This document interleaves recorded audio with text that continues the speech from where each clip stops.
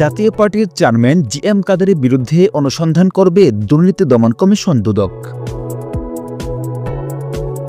মনোনয়ন বাণিজ্যের মাধ্যমে অবৈধ সম্পদ অর্জন ও অর্থ পাচারের অভিযোগে জাতীয় পার্টির চেয়ারম্যান গোলাম মোহাম্মদ কাদেরের বিরুদ্ধে অনুসন্ধানের সিদ্ধান্ত নিয়েছে দুর্নীতি দমন কমিশন দুদক। গতকাল বৃহস্পতিবার এ সিদ্ধান্ত নেওয়া হয়েছে বলে জানিয়েছেন দুদকের মহাপরিচালক মোহাম্মদ আক্তার হোসেন।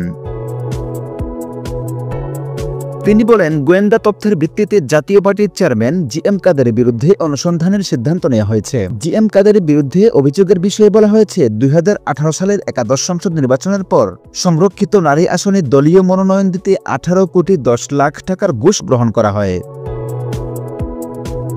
যার মূল সুবিধাভোগী ছিলেন তৎকালীন ভারপ্রাপ্ত চেয়ারম্যান জি.এম. কাদের নিজেই।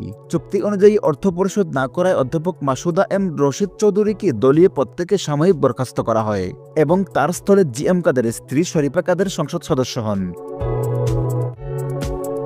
অভিযোগে আরও বলা হয়, জি.এম. কাদের জালিয়াতির মাধ্যমে জাতীয় পার্টির চেয়ারম্যান হন এবং দলীয় পদ বাণিজ্য ও মনোনয়ন বাণিজ্যের মাধ্যমে বিপুল অর্থ সংগ্রহ করেন, যা পরে বিদেশে পাচার করা হয়। জাতীয় পার্টির কেন্দ্রীয় কমিটি 301 সদস্য বিশিষ্ট হলেও বর্তমানে 600 থেকে 650 জনকে অন্তর্ভুক্ত করা হয়েছে, যা পদ বাণিজ্যের সুস্পষ্ট প্রমাণ।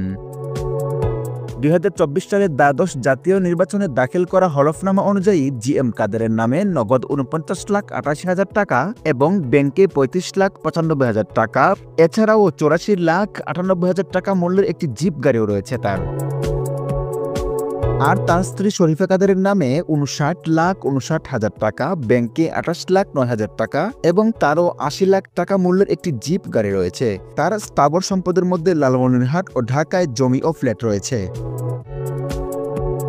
আক্তার হোসেন বলেন, জি.এম. কাদের সিঙ্গাপুর, লন্ডন, সিডনি সহ বিভিন্ন দেশে নামে বেনামে সম্পদ পাচার করেছেন। দুদকের গোপন অনুসন্ধানে জি.এম. কাদের বিরুদ্ধে আসা অভিযোগের যথেষ্ট প্রমাণ মিলেছে। এজন্য তার বিরুদ্ধে প্রকাশ্য অনুসন্ধানের মাধ্যমে আইনি ব্যবস্থা গ্রহণের জন্য কমিশন সিদ্ধান্ত নিয়েছে। জি.এম. কাদের 1996 সালে প্রথম সংসদ নির্বাচিত হন এবং তিনি বিরোধী দলীয় নেতা হিসেবে দায়িত্ব পালন করেছেন।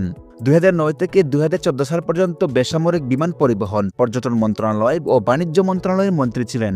গত বুধবার ঢাকার কাফরুলে ঢাকা মহানগর জাতীয় পার্টির ইফতার মাহফিলে অংশ নেন জি.এম. কাদের। সেখানে একদল ব্যক্তির হামলার ঘটনায় তীব্র ক্ষোভ প্রকাশ করে তিনি বলেন, বর্তমান সরকার সাধারণ মানুষের জান মাল নিরাপত্তা দিতে ব্যর্থ হয়েছে। এই সরকারের দ্রুত বিদায় নেওয়া উচিত।